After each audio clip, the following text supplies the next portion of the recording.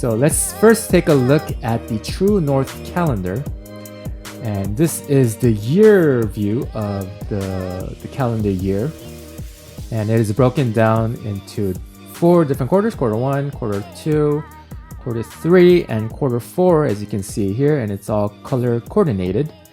And on the right side, you're going to see a key for your projects. So this is all about scheduling in your big projects or the things that you want to accomplish for the year.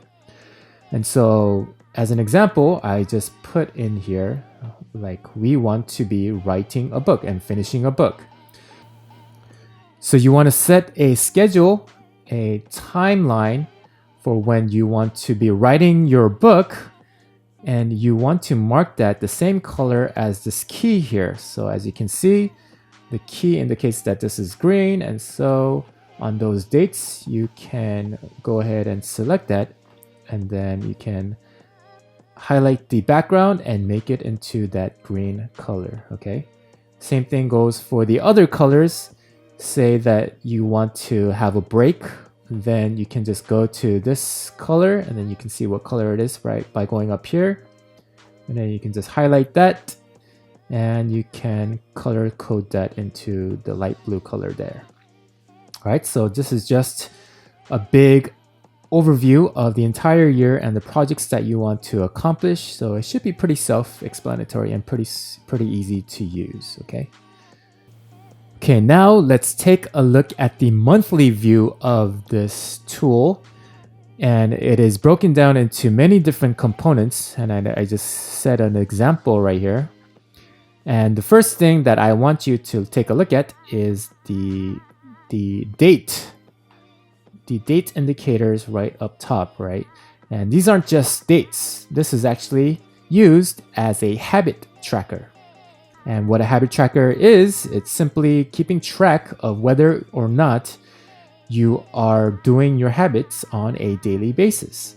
So for this example, what I put on the notes section here is I want to do 20 minutes of writing. And if I do my habit of 20 minutes of writing, then I color in this background into green for that day.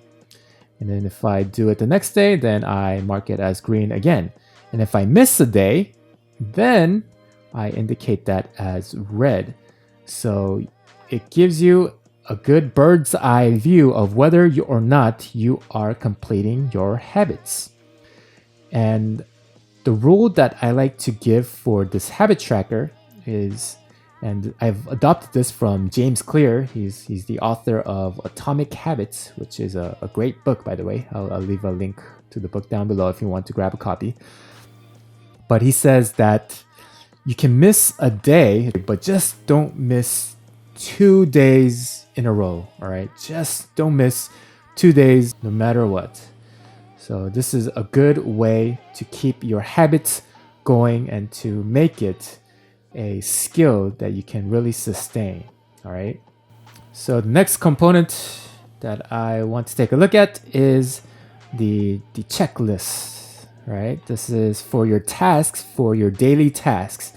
So what you want to do is take that big project of, say, you're writing a book, right? And that's a bigger project. And you want to reverse engineer how you will be able to accomplish writing your book. So you want to break that down into monthly tasks and then into weekly, and then from weekly down into daily. And so say, for example, you want to write 1 chapter a day. That is your goal in order for you to write that book by your deadline. And so you can just write your tasks down here. Say you want to write chapter 1, and maybe say I want to edit chapter 1 or edit the prior chapter as well. And whenever you complete the task, you can just simply mark that check mark next to it. Click on that check mark and it will automatically turn green, which is pretty cool. I customized the sheet so that it is able to do that. And so you can do that every day. Please put the most top priority item at the top, because you want to do the most important thing first thing. Everything else should come after your main thing or your one thing that you want to accomplish for the day.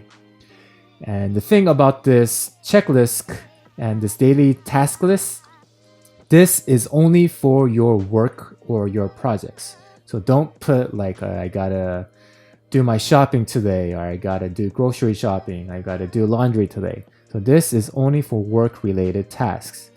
And you want to keep it as close to as 100% hit rate as possible. Because if you put too many things on your to-do list and say, I don't know, you want to do more research, you want to read a book, and if you have too many tasks, and if you don't check it off, then it gives you that sense of like, I'm not progressing, or I didn't accomplish much today. But if you have tasks that you have the capability of hitting with 100% hit rate, then you get more confidence and you get that sense of accomplishment. Oh, I achieved everything that I wanted to do for today. And so you want to set out tasks that are not too hard, but also not too easy. You want it to be a little bit challenging, but just not too much so that it overstresses you. Okay, so you want it right in the middle there, but more on the side of challenging and really stretching your abilities. Okay, so that's how you use the daily task tool here. All right, the next tool that we want to be taking a look at are the flow hours. Okay, so as you'll see right here under the checklist, there is a space to put in your flow hours. This is the amount of time that you put into your one thing or your habit, or how long you've been in a flow state. So for this day, for example, let's say that we were in flow state for about 2 hours. Then this will automatically be calculated into your weekly flow hours to the right here. So this is your weekly flow hours. So for this week, we had 30 hours. And so if you put in your flow hours here, it will automatically update the weekly flow hours. And if you go to the bottom down here, it will automatically update the monthly flow hours as well. So this is a very good way to keep track of your 10,000 hours to mastery, right? It's based on the 10,000 hour rule. And the founder of that was, I think, Anders K. Ericsson.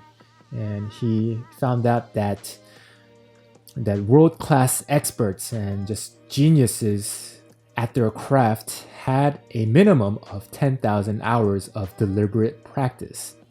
So this is just to show you your progress towards that 10,000 hour rule. And another great thing about this is that if you do not achieve your goal, say for example, you missed your book deadline, but you put in a ton of hours of writing, then you can still have that sense of achievement and accomplishment, because even though you missed your book deadline, you have still honed and put in those hours into your craft. And so you have become a better person because of that deliberate practice you put into your craft. So it's all about tracking the progress, and it's all about tracking the destination as well, because we do want to be on our way towards our big goal of accomplishing that book, right? Or whatever goal it is that we have.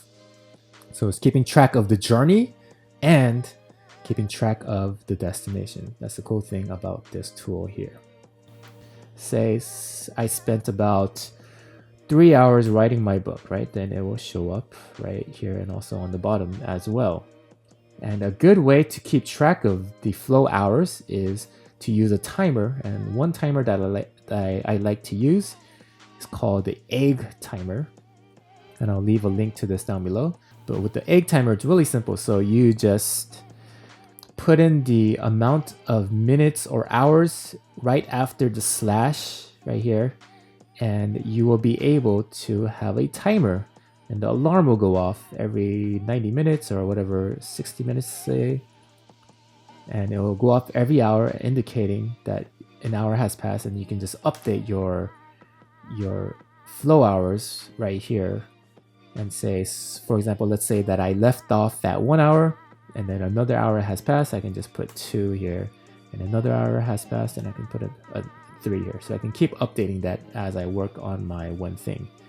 Keep track of the entire hour on a weekly basis to the right side.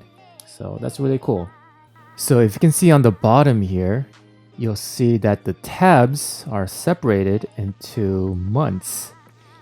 And so what you can do is you can go to the current month, and let's just pretend that it is November, and you can drag it to the front, okay, so that it is more readily accessible. And what you can also do is you can change the color of the tab so you get a visual representation of what the current month is. All right, and you can also drag it way in the front as well. It is completely up to you. And let me talk about this space right here, right next to the flow hours. Right here is a space for your micro journal. Okay, so this is just like a small little space for you to put in any thoughts or feelings that you had during the day or after the day. So usually what I would write is, I would say like I got a lot done today, or just like, the feeling I had throughout the day. I felt a little lazy, but still got some work done. It's just like a micro journal to see and give a little recap of your entire day and just how you felt and how much work you got done, what you got accomplished. So you can use that however way you wish. It is completely customizable and it's completely up to you. Okay, so that's how you use the micro journal. Okay, I think that is it for the True North calendar.